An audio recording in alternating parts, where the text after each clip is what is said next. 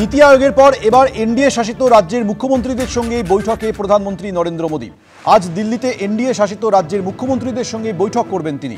20 জন মুখ্যমন্ত্রী এবং 28 জন উপমুখ্যমন্ত্রী থাকার কথা রয়েছে আজকের বৈঠকে।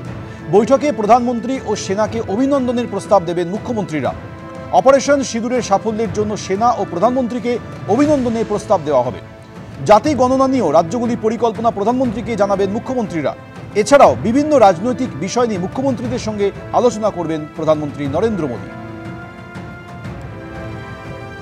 গতকাল নীতি আয়োগের বৈঠক হয়েছিল, আর এবার আজ এনডিএ শাসিত রাজ্যের মুখ্যমন্ত্রীদের সঙ্গে বৈঠক করবেন প্রধানমন্ত্রী নরেন্দ্র মোদী। দিল্লিতে এনডিএ শাসিত রাজ্যের মুখ্যমন্ত্রীদের সঙ্গে বৈঠক হতে চলেছে আজ। এর মধ্যে 20 জন মুখ্যমন্ত্রী থাকছেন, 28 জন উপমুখ্যমন্ত্রী থাকছেন। বৈঠকে প্রধানমন্ত্রী এবং সেনাকে অভিনন্দনের প্রস্তাব দেবেন মুখ্যমন্ত্রীরা।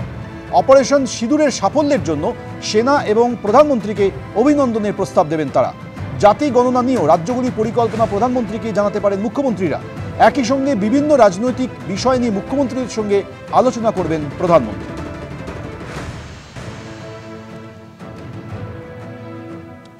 এদিকে গতকাল প্রধানমন্ত্রীর সভাপতিত্বে নীতি আয়োগের বৈঠকে গেলেন না মুখ্যমন্ত্রী মমতা বন্দ্যোপাধ্যায়। পশ্চিমবঙ্গের মুখ্যমন্ত্রী সহ অনুপস্থিত রইলেন এনডিএ শাসিত 2 রাজ্য এবং বিরোধী মিলিয়ে মোট 5 রাজ্যের মুখ্যমন্ত্রী। সব রাজ্যের সরকার এক হয়ে টিম ইন্ডিয়ার মতো কাজ করলে কোনো লক্ষ্য পূরণই অসম্ভব নয়, বৈঠকে শুরুতে বলেন প্রধানমন্ত্রী।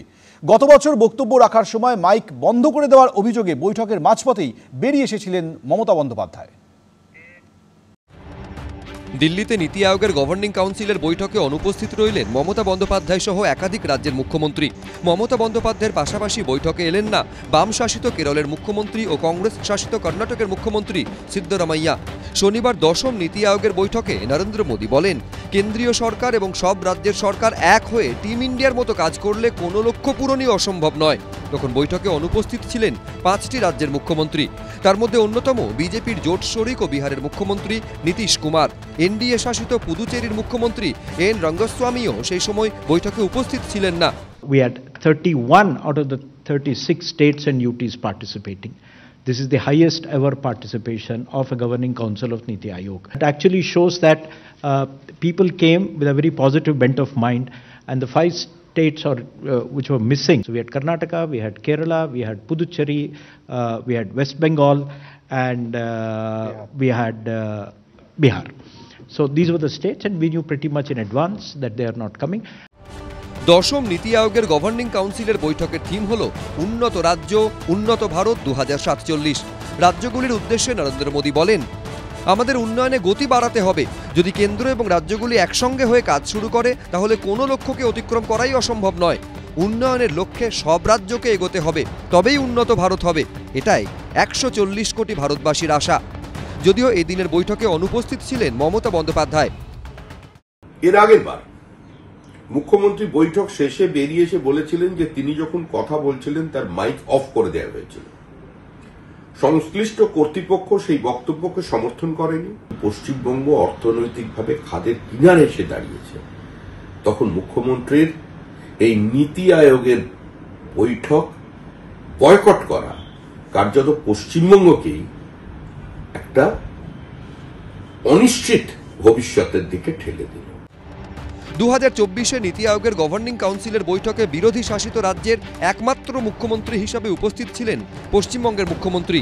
কিন্তু তার বক্তব্য রাখার সময় মাইক বন্ধ করে দেওয়ার অভিযোগে বৈঠকের মাঝপথেই বেরিয়ে আসেন Mamata Bandyopadhyay.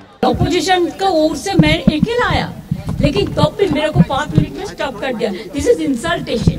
I will not attend any meeting further. 2022 সালে নীতি আয়োগের বৈঠকে যোগ দিয়েছিলেন মুখ্যমন্ত্রী, কিন্তু 2023-এ যাননি, আর 2024-এ বেরিয়ে যান মাঝপথেই। 2025-এ ফের বৈঠকে গেলেন না মমতা বন্দ্যোপাধ্যায়। এই বৈঠকের বিষয়টি সম্পূর্ণ সরকারি বিষয় এবং মাননীয় মুখ্যমন্ত্রী তিনি গোটা বিষয়টি যা সিদ্ধান্ত নেয়ার তিনি নিচ্ছেন। কিন্তু যদি কেউ কোনো প্রধানমন্ত্রী বলে থাকেন যে হাতে হাত মিলিয়ে কাজ অমুক তমুক, তো বাংলার বকেয়াগুলো গেল কোথায়? বাংলা থেকে ট্যাক্স তুলে নিয়ে যাচ্ছেন 4 বছরে 4,64,000 কোটি টাকার বেশি, আর বাংলা পায় 1,70,000 কোটি টাকার বেশি। বাংলায় 100 দিনের কাজ করিয়েছেন, এখানকার মানুষকে টাকা দেননি। নবান্ন বসে সাংবাদিকদের কাছে না নীতি আয়োগে গিয়ে, কোনটা? এটা মুখ ভার করার জায়গা নয়, এটা আপনার কাজ আদায় করে নেওয়ার জায়গা।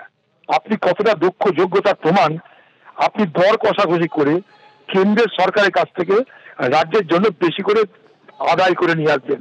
আপনি আদায়কারী হিসেবে যাবেন, এখানে কেউ কাউকে দয়া করে না। আপনার মুখ ভার হয়ে যাচ্ছে হঠাৎ করে, আবার আপনার মুখ খুশি হয়ে যাচ্ছে হঠাৎ করে, এটা আমাদের মাথায় ঢুকছে না। সূত্রের খবর, রবিবার এনডিএ শাসিত রাজ্যের মুখ্যমন্ত্রীদের নিয়ে নরেন্দ্র মোদী বৈঠক করবেন। সেই বৈঠকে উপস্থিত থাকবেন বিহারের মুখ্যমন্ত্রী নীতিশ কুমার। মহীশূরের পূর্ব ঘোষিত কর্মসূচি থাকায় এদিনের বৈঠকে থাকতে পারেননি কংগ্রেস শাসিত কর্ণাটকের মুখ্যমন্ত্রী সিদ্ধরামাইয়া। বিজেন্দ্র সিংহ, উজ্জ্বল মুখোপাধ্যায়, আশাবুল হোসেন, এবিপি আনন্দ।